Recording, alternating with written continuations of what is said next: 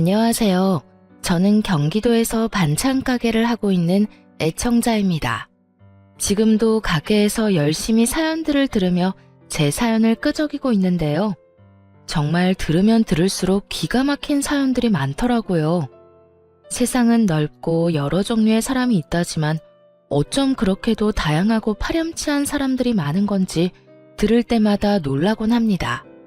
물론 저에게도 그런 파렴치한 인연이 있긴 했었어요. 그건 바로 다들 예상하다시피 시댁 식구들과 남편이었어요. 전 그런 남편과 이혼을 한 지 8년이 다 되어 가는데요. 제가 어떤 결혼 생활을 했고 어떻게 이혼하게 되었는지 한번 들어보실래요? 저와 남편은 회사에서 만난 사이였어요. 전 고졸 출신인 경리였고 남편은 4년제 대학을 졸업한 회사 직원이었죠. 당시 제 나이 23살, 남편 나이는 31살. 7살 차이의 남편이 남자로 보이지 않았고 그래서 시선조차 주지 않았는데 어느 순간부터 자꾸만 제 옆을 어슬렁거린다 싶더니 어느 날엔 남편이 대뜸 고백을 해오더라고요. 희원씨, 저 희원씨 좋아합니다. 저하고 진지하게 만나주시면 안 될까요? 네? 저를요? 전 상우씨 남자로 본 적이 단 한 번도 없어요. 나이 차이도 그렇고 전 아직 연애하고 싶은 마음이 없는걸요. 그깟 나이 차이 제가 느껴지지 않게 노력할게요. 그리고 연애가 정 싫으시면 저하고 밥 딱 3번만 먹어주세요. 그 뒤에도 제가 싫으시다면 다신 이런 이야기 꺼내지도 않겠습니다. 결국 전 남편과 밥을 3번 먹게 되었고 그 뒤로도 이어진 적극적인 구애에 결국 연애를 시작하게 되었습니다. 연애를 하는 2년 동안 참 좋았습니다. 중학교를 졸업할 무렵 사고로 부모님을 잃고 늘 혼자였던 제게 든든한 내 편이 생긴 기분이 들기도 했어요. 남편은 연애하는 내내 저에게 큰 버팀목이 되어주며 끊임없이 저의 행복을 응원해 주었어요. 그런 남편을 보며 이런 사람이 내 남편이 되면 좋겠다고 생각을 했고 그렇게 저흰 결혼까지 하게 되었어요. 결혼 과정이 순탄하진 않았어요. 시댁에선 고아나 다름없는 제가 반가울 리 없었고 전 그런 시댁의 반응이 당연하다고 생각했으니까요. 아들, 아무리 생각해도 이건 아니다. 아무리 며느리 자리는 좀 낮춰서 데리고 온다고 한들 부모가 아니, 이건 좀 아니지 않니? 엄마, 그런 말 하지 않기로 했잖아. 그리고 희원이 부모님이 일찍 돌아가신 게 희원이 잘못이야? 그건 어쩔 수 없는 사고였다고 그랬잖아. 보육원에서 자란 것도 아니고 희원이 부모님 희원이 사랑으로 키워주셨고 그래서 그런지 희원이도 따뜻하고 좋은 사람이야. 난 그런 희원이를 사랑하고. 그러니까 엄마도 그런 말로 희원이 상처 주지 마. 내가 많이 사랑하는 사람이야. 아니 이 녀석이. 하여튼 엄마는 이 결혼 좀 더 생각해 봐야겠다. 아무리 생각해도 걸리는 게 한두 가지가 아니야. 네, 알겠습니다. 저 역시 부모님이 반대하시는 결혼은 하고 싶지 않습니다. 부모님이 반대하시는 데엔 이유가 다 있다고 생각하는 주의라 어머니 말씀 잘 알아들었고 염려하시는 일 없도록 하겠습니다. 남편을 사랑하지 않았던 건 아니었어요. 하지만 반대하는 결혼은 저도 싫었던 터라 저 역시 결혼을 하지 않겠다고 했고 저를 도저히 포기할 수 없었던 남편이 시댁과 저를 오가며 끊임없이 노력한 끝에 결혼을 하게 되었습니다. 그렇게까지 반대하던 시댁도 결국엔 허락을 했으니 잘 지낼 수 있을 거라 생각했는데 그건 저의 착각이었어요. 결혼을 하고 난 후 시모는 결혼 허락이 무색할 만큼 저를 홀대하기 시작했어요. 처음엔 그 홀대가 참 무섭더라고요. 드디어 저에게도 가족이 생겼다고 생각하며 정말 친부모님처럼 모시고 살고 싶은 마음이 가득했는데 이런 저의 마음과는 달리 저에게 돌아오는 건 모진 홀대였으니까요. 나이가 어려서 애라도 빨리 가질 거라고 생각했더니 그것도 아니고 널 도대체 어디에다 쓴단 말이니? 고아나 다름없어서 보고 배운 것도 없어. 그렇다고 배우기를 많이 배웠나? 고작 고등학교 겨우 졸업해서 회사 격리나 하던 거 며느리로 받았더니 도무지 영 쓸 데가 있어야지. 네, 원. 너 임신하려는 노력은 하고 있는 거지? 혹시나 하는 말인데 신혼생활 어쩌고 하면서 임신 미루고 있는 거면 당장 쫓겨날 줄 알아? 아니에요. 남편도 그렇고 저도 그렇고 임신하려고 노력하고 있어요. 그러니까 조금만 더 기다려주세요. 넌 매번 기다려달라고 하더라. 도대체 언제까지 기다리라는 말인지. 하여튼 난 분명 말했다. 허튼 생각하면 당장 쫓아낼 거라고. 네, 죄송해요. 그 죄송하다는 말도 이젠 지겹다 지겨워. 참 바보 같지 않나요? 쫓겨날 줄 알라는 으름장에도 아무 말도 하지 못하고 도리어 죄송하다고 하는 꼴이 지금 생각하면 참 한심하기 그지없지만 그때 전 힘들게 가지게 된 가족이 너무나도 소중했고 이런 대우는 참으면 안 된다는 걸 알지 못할 정도로 어렸습니다. 거기에다 결혼을 하며 일까지 그만두게 되었으니 저에게 조언을 해줄 사람이 곁에 없었던 것이었죠. 그야말로 단절된 생활 속에 반복되는 홀대. 어느 순간 그 모든 것이 익숙해지던 어느 날 새로운 가족이 생겼어요. 그건 바로 동서였어요. 동서는 저와는 달리 엘리트 코스를 거친 사람이었는데 직장도 좋은 곳이라 시집 오기 전부터 시모의 사랑을 한 몸에 받았죠. 결혼 전부터 예견되어 있던 차별은 동서가 시집을 오고 난 후 더욱 심해졌고 특히 명절날이 되면 저는 서러움에 밤새 울기 일쑤였죠. 저는 명절 전날부터 시댁으로 가 음식부터 시작해서 집안 대청소까지 하느라 몸이 부서질 지경인데 동서는 시집 오고 첫 명절부터 차례 지내기 직전에 와, 밥만 먹고 바로 친정으로 가버리더군요. 돌아가기 전엔 꼭 제가 보란 듯이 시모에게 아양을 떨며 용돈 봉투까지 쥐어주면서요. 어머님, 이거 용돈이요.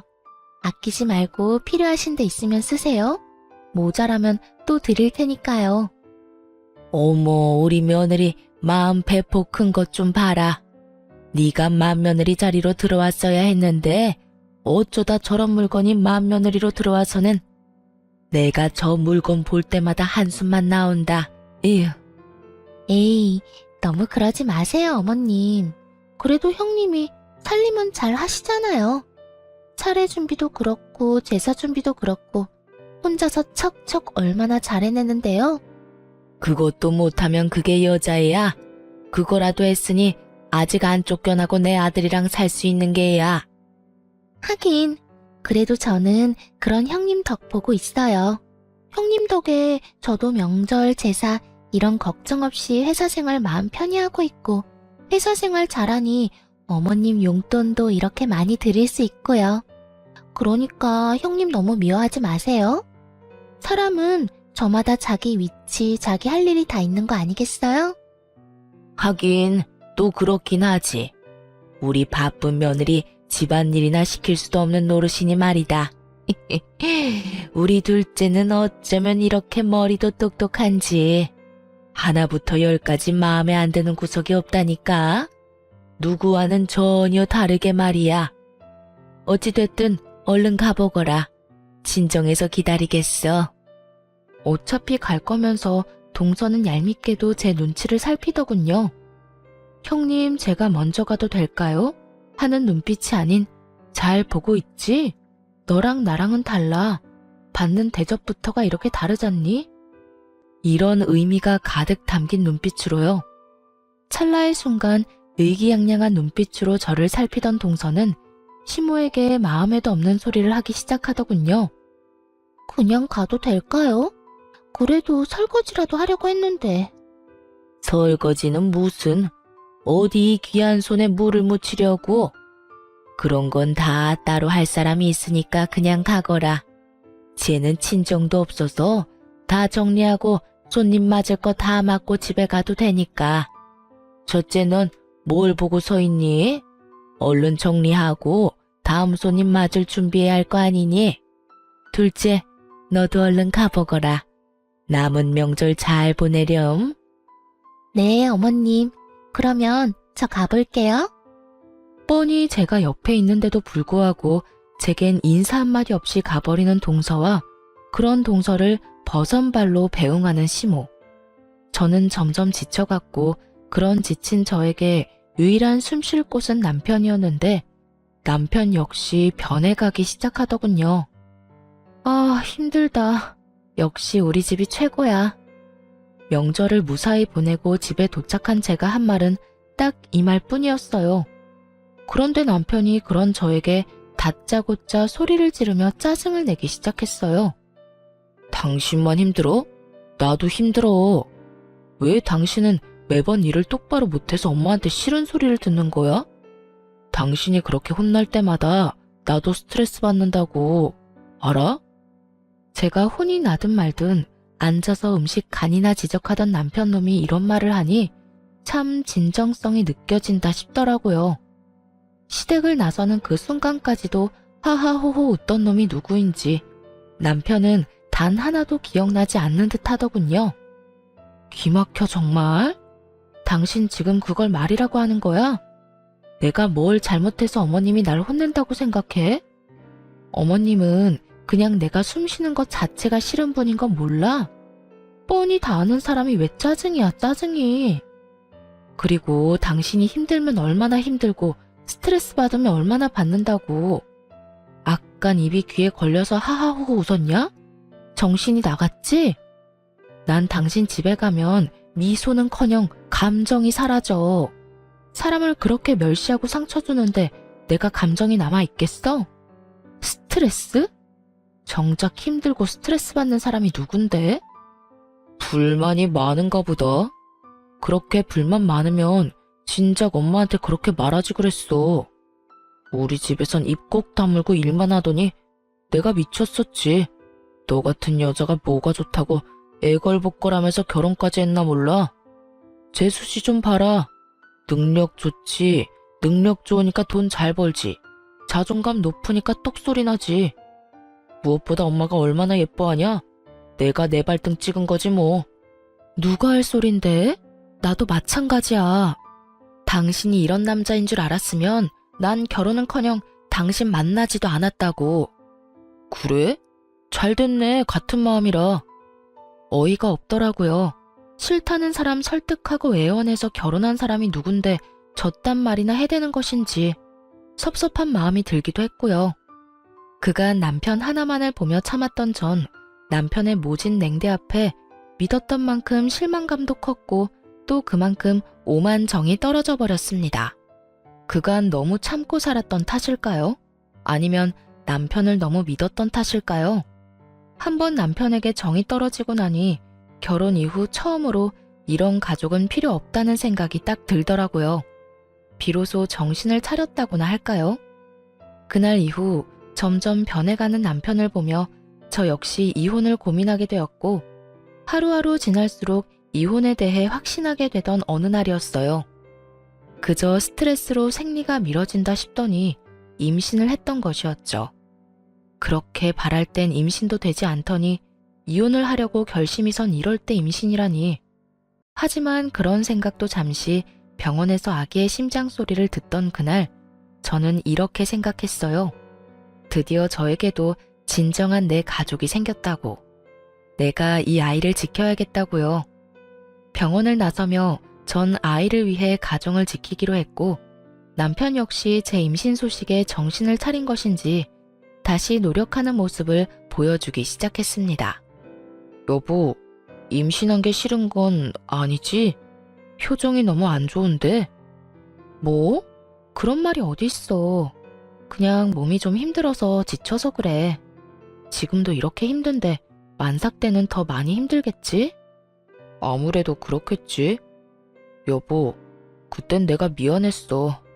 나는 당신하고 엄마하고 좀 잘 지냈으면 좋겠는데 그게 내 맘처럼 안 되니까 좀 힘들었어. 그런데 시집 온 지 얼마 안 된 재수씨는 엄마랑 사이좋게 잘 지내니까 그게 부러우면서도 짜증이 나서 괜히 당신한테 화풀이 했어. 당신은 잘못한 것도 없는데 당신 탓으로 돌리기도 했고. 미안해. 앞으론 그런 못난 생각하지 않고 당신하고 우리 아기 지켜줄게. 그 말 정말이지? 이번엔 정말 나 지켜줄 거지? 정말이야. 내가 앞으로 변하도록 노력할게. 그래, 그렇게 말해줘서 고마워. 당신이 노력하는 만큼 나도 노력할 테니까 우리 잘 살자. 우리 아기 잘 키워보자. 알겠지? 여보. 남편은 이렇듯 저의 마음을 달래주며 변한 모습을 보여주기 시작했고, 그런 모습을 보며 전 다시 한번 잘 살아보기로 결심했고요. 저의 임신 소식은 시댁에도 전해지게 되었고, 시댁에서도 기뻐해 주시더라고요. 아가, 고생했다 고생했어. 그동안 아기가 안 생겨서 얼마나 걱정했는데 이렇게 떡하니 임신을 다 하고 앞으로 몸 조심해야 한다. 알겠지? 네, 어머님. 감사해요. 시모의 다정한 목소리를 처음 들었다면 여러분은 믿으실까요? 저는 이날을 아직도 잊지 못합니다. 다정하게 아가라고 하며 몸 조심하라고 하던 당부까지도요. 그렇게나 행복했는데 그 행복도 길진 않더라고요. 커리어 때문에 임신은 될 수 있으면 미룬다는 동서가 제 임신 소식을 듣고 덜컥 임신을 해버렸으니까요. 임신이 그렇게나 쉬운 일이라는 걸 저는 그때 처음 알았네요. 하여튼 동서가 임신을 하며 자연스럽게 임산부로서의 대우는 고스란히 동서에게로 가게 되었고, 동서는 아들, 저는 딸을 낳게 되며 차별은 더욱 심해져만 갔습니다. 저를 무시하는 건 어떻게 해서든 참을 수가 있었지만 제 딸마저 차별당하는 모습을 보며 저는 마치 시한폭탄을 품에 품고 사는 사람처럼 아슬아슬한 날들을 보내고 있었죠. 그러던 어느 날 일이 터지고야 말았습니다. 그 당시 시모의 건강이 조금 좋지 않아 저는 자주 시댁에 들리며 먹거리를 해주곤 했었는데, 그날도 마찬가지로 5살 된 딸과 함께 시댁에 간 날이었어요. 한여름 그 더운 날씨에 땀을 뻘뻘 흘리며 음식을 다 해놓고 나니 동서가 아들을 데리고 시댁으로 들어오더라고요. 조카는 자연스럽게 시모의 곁에서 놀기 시작했고, 동서 역시 자연스럽게 주방으로 들어오더니 늘 그렇듯 저에게 시비를 걸며 음식을 챙기기 시작하더군요. 어머, 반찬 많이 했네. 나 좀 가지고 가도 되죠? 마음대로 해. 어차피 반찬 가지러 왔으면서 묻기는 왜 물어? 예의상 묻는 거죠. 친정에서 예의를 가장 중시하며 저를 키워주셨거든요. 아, 친정 이야기하면 형님이 좀 서글퍼지려나? 그냥 예의를 중시하며 컸다. 이 정도로 마무리하죠. 하여튼 형님, 다른 건 몰라도 음식 솜씨는 정말 인정이에요. 요즘엔 다른 반찬엔 손도 안 간다니까요? 그래서 하는 말인데 집에서 놀지 말고 반찬 가게라도 해보는 건 어때요? 가게 차릴 돈 없으면 내가 빌려줄 수도 있고요. 아, 이자는 은행 이자만 받을게요, 특별히. 다른 날에도 시비를 걸어오곤 했지만 이날은 무슨 작정이라도 한 사람처럼 돌아가신 부모님까지 들먹이며 싸움을 걸어오는데 정말 도저히 참을 수가 없는 지경이었어요. 그렇게 동서의 시비에 한마디 하려는 순간 거실에서 조카의 울음소리가 들리기 시작했어요. 저와 동서는 동시에 거실로 뛰쳐나갔고, 울고 있는 조카를 뒤로 한 채 시모는 제 딸아이의 팔을 잡고 얼굴에 손가락질을 하며 고함을 치고 있었어요. 이 개집애가 어디서 귀한 우리 손주를 밀어? 너 같은 건 맞아야 정신 차리지. 똑바로 서. 시모는 인정사정 볼 것 없이 손을 올렸고, 그 순간 눈이 돌아버린 저는 시모를 밀쳐버리고 울고 있는 딸을 안아 올렸어요. 어머님, 말로 하면 되지 왜 손을 올려요? 맞을만 하니까 때렸다. 이 개집애가 글쎄 우리 귀한 손자를 밀쳐서 넘어졌잖니. 딸, 정말 네가 그랬어? 정말 네가 밀었어? 아니야, 난 안 밀었어. 난 그냥 뒤에 서 있었는데 혼자 넘어졌어. 혼자 장난감 밟고 넘어졌어. 딸아이는 울면서 저에게 사실을 전했고, 그 사실을 뒷받침해주듯 바닥에 망가진 장난감이 떨어져 있더군요. 어머님, 사실 여부는 확인하고 애를 잡든가 했었어야죠. 아니라고 하잖아요. 아니 형님, 해도 해도 너무하네. 아무리 자기 딸이라고 해도 그 말을 다 믿는 거예요? 누가 봐도 거짓말하는 거잖아요. 동서 눈엔 저기 다 망가진 장난감 안 보여? 동서 아들 발밑에 떡하니 있네. 아들이 울고불고 난리치니까 눈이 멀었니? 장님이 돼버렸어. 상황 파악 못하고 소리 질러대지 말고 그 입 다물어. 진짜 눈알 돌아버리게 화난 사람은 지금 따로 있으니까. 처음이었습니다. 시모에게 그렇게 큰 소리를 친 것도, 동서에게 그렇게 거친 말로 화를 낸 것도요. 이런 저의 반응에 놀란 두 사람은 제 말에 반박하고 싶어 머리를 굴리는 듯 했지만, 이렇다 할 말이 생각나지 않는지 저의 아픈 곳인 부모님을 들먹이며 제 속을 긁기 시작했어요. 어머 형님, 무슨 말을 그렇게 거칠게 하세요? 몰상식하게 눈알이 뭐예요, 눈알이? 그러게나 말이다. 이래서 내가 고아 며느리는 싫다고 했던 게야. 부모님 다 돌아가시고 뭘 보고 배웠겠어?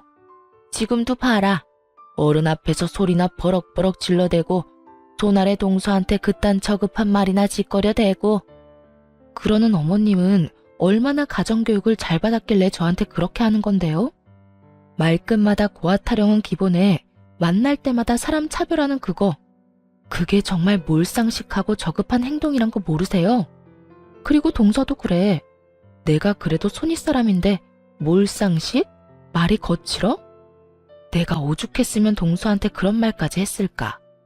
제발 본인 행동이나 잘하고 남 행동 지적해.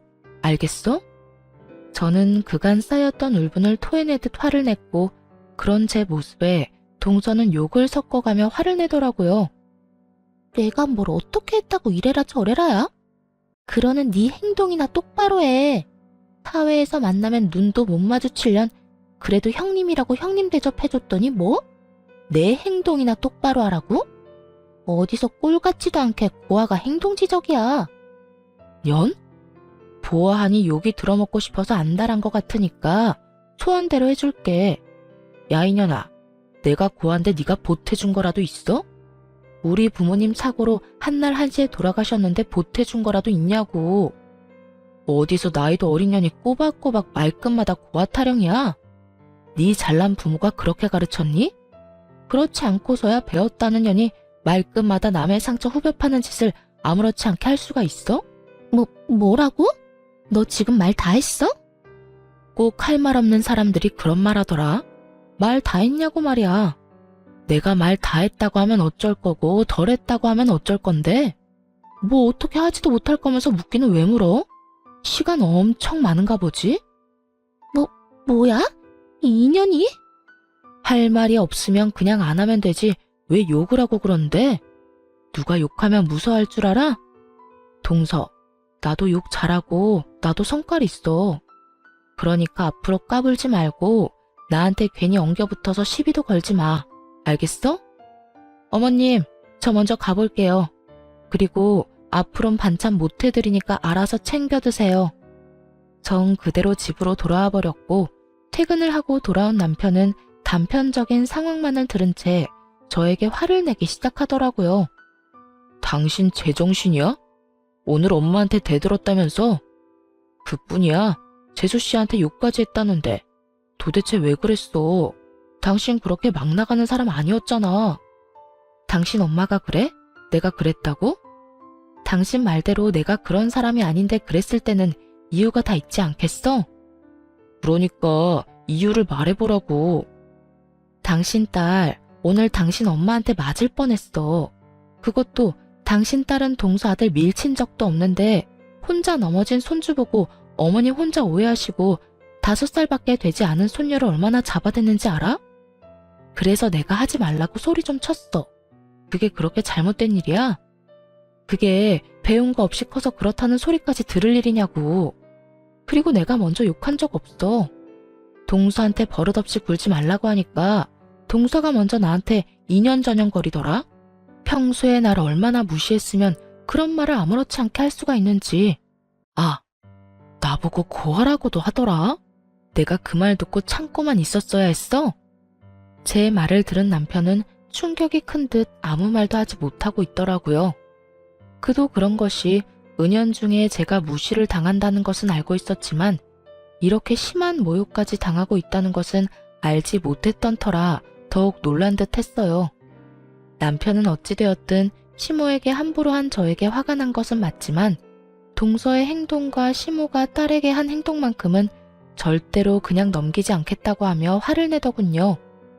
남편은 시모에게 전화를 했고 남편의 닭달에 화가 난 시모의 목소리가 저에게까지 들려오더라고요. 엄마, 어떻게 그럴 수가 있어? 엄마한텐 손자만 손주야? 손녀는 손주도 아니야? 우리 딸이 아니라고 했다며. 우리 딸이 민 거 아니라고 했다는데 어떻게 그 어린애를 무식하게 밀어대? 그래, 그 점은 내가 오해했어. 그래서 미안하게 생각하고 있고. 그런데 사람이 살다 보면 그럴 수도 있는 거지. 그게 뭐 그렇게 큰 문제라고 엄마한테 이렇게 화를 내는 게야? 엄만 지금 그게 미안한 사람이 할 태도야? 그리고 내가 지금 화 안 나게 생겼어? 아까 엄마가 나한테 전화할 땐 엄마 잘못한 건 하나도 말 안 하고 집사람이 엄마한테 말대꾸하고 욕했다는 말만 했잖아. 엄마가 그렇게 말하면 내가 집사람이랑 싸울 거라는 생각은 못했어? 엄마는 내가 이 사람이랑 헤어지길 바라는 거야? 그렇지 않고서야 어떻게 말을 그렇게 전달해? 엄마한테는 내 집사람도 내 딸도 가족도 아니야? 아니, 가족이라고 생각한 적은 있긴 해. 넌 무슨 말을 그렇게 하니? 도대체 네 집사람은 말을 어떻게 전했길래 네가 이런 말까지 하는 게야? 하여튼 못 배운 년이 하는 짓도 어쩌면 그렇게 저급한지. 네 집사람 옆에 있니? 바꿔봐라. 도대체 어떤 말을 어떻게 전했는지 그 입으로 드러나 보게.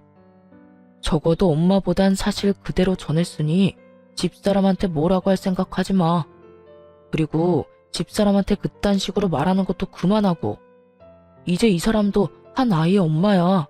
거기에 맞는 대우 정도는 해주라고. 남편은 전화를 끊어버렸고 단호하게 끊은 전화만큼 화가 단단히 나 보이더군요. 그 뒤 남편이 어떻게 할지는 남편 문제였고 전 그 길로 시댁의 발길을 끊어버렸습니다.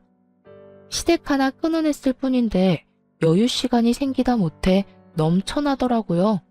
그간 틈만 나면 호구짓거리를 하고 사느라 아이를 어린이집에 보내고 난 후에 주어지는 여유로운 시간을 즐긴 적이 없었던 것이었어요. 그 여유로운 시간이 좋으면서도 그 시간을 처음 가져보는 제가 얼마나 한심하고도 불쌍했는지 모릅니다. 예쁨 한번 받아보겠다고 그 고생을 했는데 결국엔 예쁨 한번 제대로 받지 못하고 연까지 끊어버렸으니 말이죠. 어찌되었든 그제라도 주어진 시간을 잘 쓰자는 생각이 들었고 어느 정도 쉬고 나니 그저 놀기보단 뭐라도 해보고 싶다는 생각이 들더라고요. 그때 동서의 말이 떠올랐어요. 다른 건 몰라도 음식 솜씨만큼은 최고라는 그 말이요.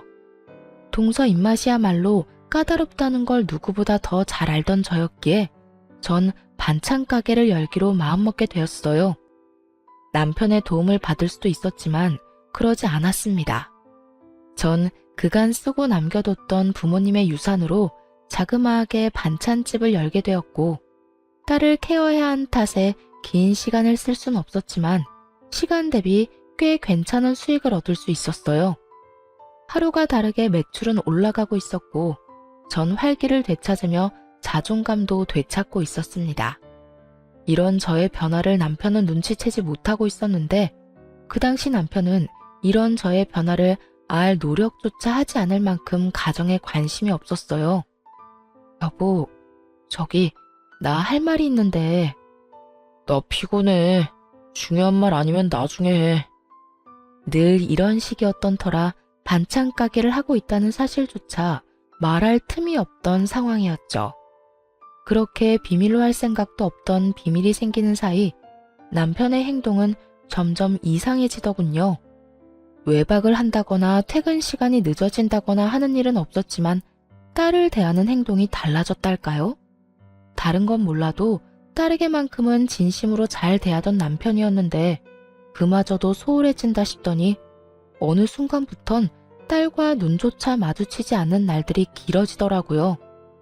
저는 직감적으로 남편에게 다른 여자가 생겼음을 알아챘고 저의 예상대로 남편은 다른 사람도 아닌 회사 격리 직원과 바람이 났던 것이었어요. 많이 본 상황에 그저 웃음만 나더라고요.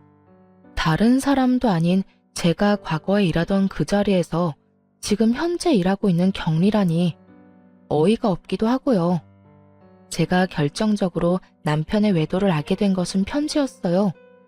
글쎄 상간녀가 40대 유부남 남편을 위해 쓴 편지를 남편의 옷가지에서 발견하게 된 것이었죠. 그중 뇌리에 담긴 구절이 있습니다. 자기야, 우리는 이렇게 사랑하고 애절한데 우리의 사랑을 마음껏 드러내지도 못하는 이 현실이 너무 슬프다.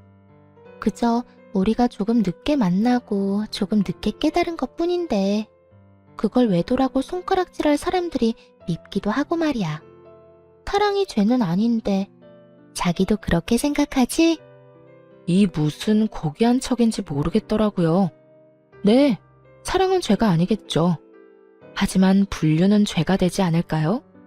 이렇게 한 사람 인생을 송두리째 망가뜨리고 나아가 내 딸의 아빠 자리마저 빼앗아가는 것이 불륜인데 어떻게 그걸 죄가 아니라고 할 수 있는 것인지 손편지 귀한 요즘 세상에 편지까지 써주면서 추악한 외도를 풋풋한 연애로 포장하는 두 연놈을 보며 저는 이혼을 결심하며 이만 남편을 놓아주기로 했습니다. 어차피 자식 생각해서 이혼 결혼이었고 여자에게 미쳐서 딸에게마저 소홀한 남편은 저도 필요가 없었으니까요. 증거야 남편 놈의 휴대전화를 통해 차고 넘치게 확보한 상태였고 남편에게 이혼 통보를 하던 날 남편의 반응이 저의 마음을 더 확고하게 해주었어요. 이거 좀 볼래? 이게 다 뭔데? 뭐긴 뭐야. 당신이 다른 여자가 생겼다는 증거들이지. 알아보니 당신 회사 격리더라. 어디서 많이 본 장면 아니야? 내가 그 자리에서 일할 때 당신이 나한테 한 말 나 아직도 기억해. 다른 건 몰라도 가족 없는 외로움을 느끼지 않게 든든한 가족이 돼준다고 했어, 당신. 이런 게 든든한 가족인지 미처 몰랐지 뭐야? 도대체 언제부터 알고 있었던 거야? 혹시 내 뒷조사했어? 뒷조사는 무슨. 이 편지 옷에다 넣어두고 안 뺐더라? 이 정도면 그냥 들키고 싶어서 안 달란 거 아니야? 아, 그게 거기 있었어? 어쩐지 아무리 찾아도 없더라고. 아, 다 됐고. 그래서 이혼하자고? 그래, 해, 이혼. 차라리 잘 됐어. 나도 당신이랑 계속 이대로 사는 게 맞나 고민했거든. 이참에 이혼하고 새 출발하지 뭐. 아참, 애는 내가 키운다. 뭐? 네가 뭔데 애를 키워. 바람나서 이혼하는 주제에 헛된 기대하지 말고 조용히 위자료나 내놓고 빨리 이혼할 생각이나 해. 참나, 너 내가 애 주면 키울 능력이나 돼? 왜? 너처럼 구질구질하게 키우게? 나는 그 꼴은 못 보겠는데 어떻게 하지? 경력 단절이라 취업이 되길 하겠어. 그렇다고 능력이 되기래. 괜히 한순간 잘못된 선택으로 애까지 고생시키지 말고 내가 키운다고 할 때 순순히 내놔. 애가 물건도 아니고 물건 달라는 듯 내놓으란 남편을 보며 정말 갈 때까지 갔구나 싶더군요. 무슨 일이 있어도 딸만큼은 포기할 수 없었던 전 사실 반찬 가게를 하고 있음을 이야기해 주기로 했죠. 그딴 걱정은 하지 마. 당신이 바람 피우면서 정신 못 차리고 다니는 사이에 나 가게 열었어. 반찬 가게. 뭐? 반찬 가게? 무슨 돈이 있어서?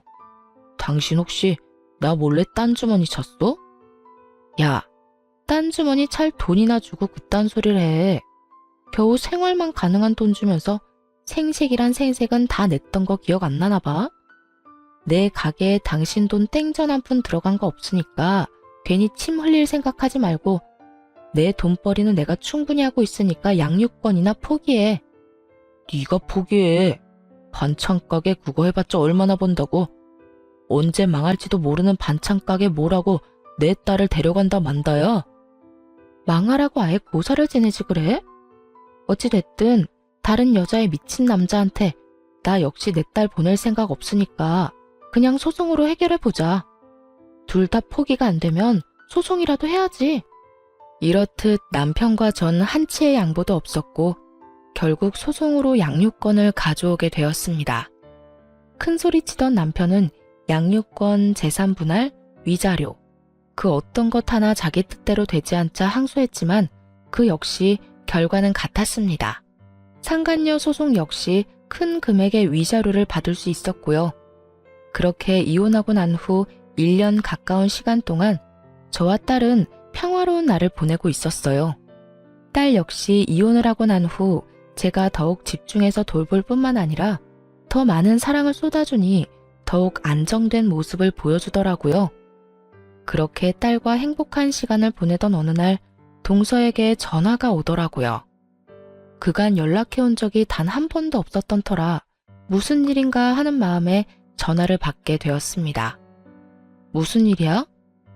형님, 요즘 왜 이렇게 연락이 뜸하세요? 무슨 일 있으세요? 아주버님도 그렇고 형님도 그렇고 연락도 없고 시댁에 오지도 않아서 전화해봤어요. 말하는 꼴을 보니 제가 이혼한 것을 전혀 모르고 있는 듯 했어요. 이혼을 했다고 해야 하나 고민하지 않은 것은 아니었지만 괜한 말을 했다가 말이 더 길어질 것 같아 그냥 전화를 끊어버리려던 순간이었어요. 아, 그래? 아무 일 없어? 동서도 아무 일 없지? 그러면 나 바빠서 이만 끊을게. 앞으로 무슨 일 있으면 동서 아주버님한테 전화해. 나한테 하지 말고. 그러면 끊어? 잠깐만요. 형님, 제 말 좀 들어보세요. 뭔데? 할 말 있으면 빨리 해. 상황을 보아하니 형님 아직 모르는 것 같은데 어머님 지난주에 쓰러지셨어요. 아주버님께는 연락드렸는데 찾아오기는커녕 연락도 없어서 형님한테 전화한 거고요. 이럴 때 병원이라도 와서 병 시중이라도 들어야 어머님께 점수라도 따지 않겠어요? 다 형님 생각해서 연락한 거니까 저한테 고마워하라고요. 이게 보자 하니까 정말 사람을 호구로 하나? 본인이 병시중 들기 싫어 저에게 떠넘기려고 하는 수작이 뻔히 보이는데 저딴 식으로 말을 하니 웃음이 다 터져 나오더라고요. 동서는 나를 정말 호구로 생각했구나. 호구라니, 제가 언제요? 지금 하는 꼴이 그렇잖아. 지난 1년 동안 안부 연락 한 통 없다가 어머님 쓰러지시니까 연락해서 뭐? 이럴 때 잘 보이라고? 차라리 솔직하게 동서가 병시중 들기 싫으니까 나한테 도와달라고 부탁이라도 하든가. 이게 뭐야 속보이게? 동서도 참 알만하다. 그래요. 형님이 그렇게까지 말하니까 솔직하게 말할게요. 저 어머님 병시중 들 생각도 없고 들어야 할 필요도 못 느끼겠어요. 제가 맏며느리도 아니고 엄연히 맏며느리가 따로 있는데 왜 제가 그런 힘든 일을 해야 해요? 그렇게 힘든 일은 능력도 없고 할 일도 없어서 시간이 남아도는 형님이 해야 하는 일 아니냐고요. 제가 누누이 말했었죠? 사람마다 맞는 위치와 해야 할 일이 있다고요. 지금 형님이 해야 할 일은 어머님 시중 드는 일이라고요. 할 일이 없기도 하고 능력도 없는데 거기에다 맏며느리, 딱 형님 일이잖아요. 정말 난년은 난년이다 싶더군요. 그렇지 않고서야 어떻게 저런 얄밉고도 말같지 않은 말을 사람 말같이 할 수가 있는지 대단하다는 생각이 들었으니까요. 동서는 확신에 찬 목소리로 저에게 호구짓을 강요하고 있었고 전 그런 동서에게 통쾌한 사실을 알려주기로 했습니다. 듣고 보니 다 맞네. 할 일도 없고 능력도 없고 거기에다 맏며느리가 어머님 시중해야 하겠네. 그렇죠? 그렇다니까. 그러니까 당장 내일부터, 아니, 오늘부터 와서 어머님 시중 좀 드세요. 무슨 노인네가 아파서 그런가 얼마나 꼬장꼬장한지 내가 정말 미쳐버리기 직전이라고요. 동서, 나 못 가. 난 이제 그 집 맏며느리 아니거든. 네? 그게 무슨 말이에요? 몰랐나 본데 나 이혼한 지 1년이 다 돼가. 그 빌어먹을 인간이 바람나서 이혼했는데 상황이 이렇게 되고 보니 그 인간이 내 인생 꽃피게 해주려고 바람까지 피워줬나 싶네. 그 덕분에 노인네 병시중은 피할 수 있었으니 말이야. 그 인간한테 감사할 날이 다오네. 정말 그렇지 않나요? 만약 그때 남편이 바람을 피우지 않아 이날 이때껏 살고 있었다면 제가 꼼짝없이 그 병시종을 들어야만 했을 텐데 하필 그 타이밍에 저에게 딱 들켜 이혼을 해버렸으니 말이에요. 그 순간 얼마나 기분이 좋은지 저는 신나게 웃어버렸고 동서는 믿을 수 없다는 듯 고래고래 소리를 지르며 발악을 하더라고요. 지금 웃음이 나요? 지금 이 상황이 웃기냐고. 누구 마음대로 이혼하고 난리야? 바람 피운 게 뭐 대수라고 이혼을 했냐고. 이제 어떻게 해. 꼼짝없이 내가 저 노인네 떠맡게 됐는데 이제 어떻게 하냐고. 지금 일주일 병시중도 끔찍한데 앞으로 어떻게 해? 그 순간이었어요. 동서가 미쳐 날뛰는 소리와 함께 서방님의 목소리가 들려오더라고요. 이게 다 무슨 소리야? 당신 지금 우리 엄마한테 노인네라고 했어? 끔찍! 당신 우리 엄마 시중 드는 게 그렇게 끔찍했어? 아니, 그게 아니라 여보. 내 말은 그게 아니었어. 두 사람이 다투는 소리가 들려왔고 전 전화를 끊어버렸어요. 평소 전시모라면 끔찍하던 전시동생이니 그 끝은 뻔하지 않겠어요. 그 후론 한동안 조용하다 싶었는데 반년쯤 지났을 때 전 남편에게서 연락이 오더군요. 그 당시까지 남편은 딸아이를 한 번도 보러 오지도 보고 싶다는 말조차 없었지만 혹시나 하는 마음에 연락할 방법은 열어두었던 것이었죠. 아무리 제가 이혼을 했다고 한들 제 마음대로 천륜을 끊을 수 없는 것이기도 했고 딸아이가 아빠가 보고 싶다고 한다면 언제든 만나게 해주고 싶었으니까요. 전 남편의 연락에 저는 오로지 딸을 생각해 전화를 받게 되었고 전 남편은 이러한 제 생각과 기대를 저버리기에 충분한 인간이었습니다. 여보, 잘 지냈어? 우리 딸은 잘 지내지? 못 지낼 이유가 없으니 잘 지내지. 이때껏 연락 한 통 없더니 왜 전화했어? 그게 우리 엄마 편찮으시다는 이야기 들었지? 재수씨가 당신하고 통화했다고 하던데. 그게 왜? 그냥 솔직하게 이야기할게. 사실 나 그 여자랑 헤어졌어. 당신이랑 이혼하고 결혼은 따로 안 하고 같이 살긴 했는데 글쎄 그 여자가 우리 엄마 쓰러졌다는 소식 듣더니 사람이 변하더라고. 계속 짜증만 내고 밖으로 돈다 싶더니 내가 엄마 모시고 싶다는 말 꺼내자마자 집을 나가버리더라. 내가 어이가 없어서. 자긴 누구랑 달라서 가정교육 잘 받았다고 그렇게 자랑처럼 말하더니 그게 가정교육 잘 받은 사람의 태도야. 하여튼 그 여자 회사까지 그만두고 도망갔어. 그런 이야기를 왜 나한테 하는 거야? 설마 나한테 뭐 동정심 같은 걸 바라는 거야? 설마 양심도 없이? 동정심을 바란다고 해도 양심도 없다고 생각했을 텐데 전 남편은 생각보다 더 파렴치한 인간이더라고요. 동정심은 무슨. 우리 다시 결합하자고. 나 다시 당신한테 돌아갈 수 있어. 당신 나 아직 사랑하는 거 다 알고 있어. 그러니까 아직 전화번호도 안 바꾸고 내 전화 기다렸다는 듯이 받은 거 아니야? 착각도 유분수지. 아이 생각해서 연락할 수단을 막지 않고 아이 생각해서 전화 한 통 받은 것이 어떻게 사랑으로 변질될 수 있는 것인지 전 남편의 뇌 구조가 궁금해질 지경이었어요. 여기까지만 해도 기가 막히고 코가 막히는 지경인데 그 다음에 흘러나오는 남편의 말은 더욱더 가관이었습니다. 이 와중에 조건도 있어? 당신이 우리 엄마 좀 모셔줘. 동생네도 이혼할 것 같더라. 재수씨가 뭐 엄마 욕을 하다가 들켰다나 뭐라나. 잘 풀려서 이혼까진 안 한다고 하더라도 당신도 알다시피 재수씨는 능력이 좋긴 하지만 싹수가 없잖아. 아픈 우리 엄마 탈들이 모실 사람은 안 된다 이거지. 그러니까 당신이 좀 모셔줬으면 좋겠어. 엄마가 특별히 우리 엄마 집에 들어와서 살아도 좋다고 했으니까 엄마 집에서 새 출발해보자.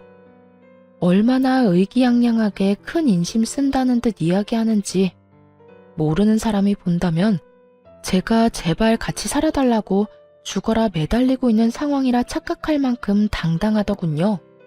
화도 나지 않았어요. 도리어 어이가 없어 웃음이 다 나더군요. 저는 한바탕 크게 웃어주곤 남편에게 이렇게 말해주었습니다. 야, 정신 차려.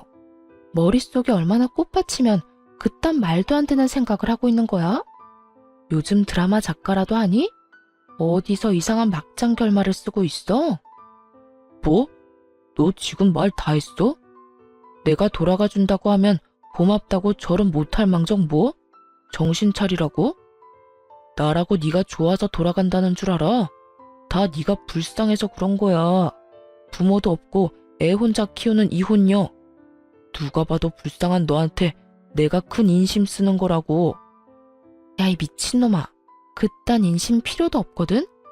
마지막으로 한 번만 말할 테니 잘 들어. 네가 돌아오고자 하는 네 가정은 이제 없어. 진작 우린 끝났고 끝난 관계에 다시 시작은 없다는 말이야. 그러니까 네 엄마는 네가 알아서 모셔. 정 안 되면 요양원에 모시던가. 그 김에 너도 입원 좀 하고. 착각도 그 정도면 중증으로 보이니까. 아참, 그리고 내가 네 연락을 받은 건 내 딸 때문이었어. 나한텐 네가 갈기갈기 찢어 죽여도 모자란 놈이지만 내 딸한텐 아빠니까. 그런데 너 하는 꼴 보니까 이젠 다 필요 없겠다. 나 전화번호 바꿀 거야. 그리고 내 딸도 너 같은 아빠는 보고 싶지도 않다고 하니 앞으로 다신 연락 닿는 일 없도록 하자. 혹여나 길거리에서 마주치더라도 아는 척도 말고. 그게 네가 할 수 있는 아빠로서의 마지막 일이라고 생각하고 우리 좀 잊고 살아. 전 전화를 끊어버렸고 바로 번호를 바꿔버렸습니다. 혹시 모르는 상황에 대비해서 전 남편의 번호 역시 차단해버렸고요. 그렇게 인연은 끊어졌고 7년이란 세월이 지났네요. 하루하루는 참 길었는데 돌이켜보니 시간 참 정신없이 빠르게 흘렀다 싶어요. 딸은 어느새 중학생이 되었고 사춘기가 오는가 싶더니 요즘엔 또 사랑스러운 딸의 모습으로 돌아왔어요. 친구들과 시간을 보낼 때도 있지만 꽤 많은 시간을 가게로 와 저와 함께 시간을 보내주기도 하는 마음 깊고 착한 딸입니다. 전 늘 딸에게 아빠가 보고 싶다면 엄마는 신경 쓰지 않고 만나라고 하지만 딸은 그저 웃을 뿐 따로 아빠를 만나고 있는 것 같진 않아요. 그 어린 나이에 상처를 받은 것인가 하는 생각이 들기도 하지만 딸의 말론 아빠의 기억이 흐릿할 뿐더러 좋았던 기억도 별로 없어 굳이 만나고 싶지 않다고 슬그머니 자신의 마음을 전해오더군요. 전 그런 딸이 때론 안쓰러울 때도 있지만 그럴수록 딸과 더 많은 시간을 보내려고 노력하며 지내고 있어요. 반찬 가게는 제법 자리를 잡았고 더 큰 평수로 옮긴 지 2년이 되었네요. 전 이제 곧 식당 오픈을 앞두고 있습니다. 새로운 일을 시작하기 전에 과거를 여기 사연 열차에 털어버리고 가벼운 마음으로 열심히 살아가 보려고요. 다들 응원해 주실 거죠? 지금까지 제 긴 사연 들어주신 여러분들 감사합니다. 좋은 하루 되세요.